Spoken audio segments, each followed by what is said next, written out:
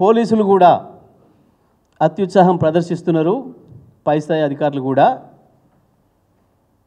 జాగ్రత్తగా పనిచేయండి, చట్ట ప్రకారం పనిచేయండి, దెబ్బతింటారు. సోషల్ మీడియా పిల్లలకు లుకౌట్ నోటీస్లా. సిగ్గుండాలి కదా కొంచెమన్నా. ఎయిర్పోర్ట్లో అరెస్టా? ఎందుకు భయపడుతున్నావు అంతగానో? అప్పుడే ఏమైంది? మొదలే కాలేదు కదా, ముందుంది కదా ముసళ్ళ పండగ. ఎందుకు వణికిపోతున్నావు రేవంత్ రెడ్డి? అప్పుడే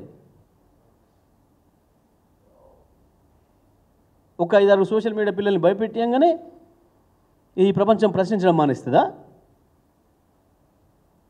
ఆపగలుగుతావా?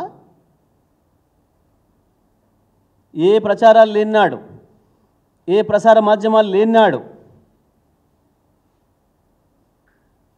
ఉత్తరం రాసి పంపడానికి కూడా చదువురాని కాలం నాడు గప్పుడే భయపడలే మానవజాతి తిరుగుబాటు చేయడానికి.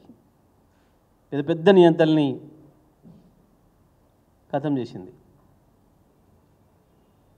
ఈ తెలంగాణకు ఇంకా అంతకంటే గొప్ప చరిత్ర ఉంది.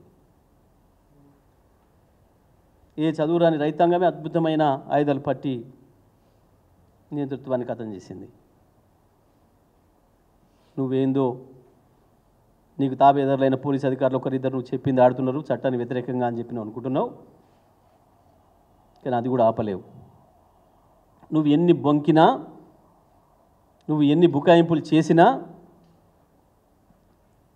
మూసి పేరు మీద నువ్వు ప్రజలకు ఏదైతే ద్రోహం పెట్టినవో ప్రజల ఇండ్లు కూలగొట్టడానికి, వాళ్ళ బతుకుల్ని నాశనం చేసి నువ్వు డబ్బులు దండుకోవడానికి ప్రయత్నం చేస్తున్నావో అది ఎట్టి పరిస్థితుల్లో కూడా జరగనియదు తెలంగాణ సమాజం.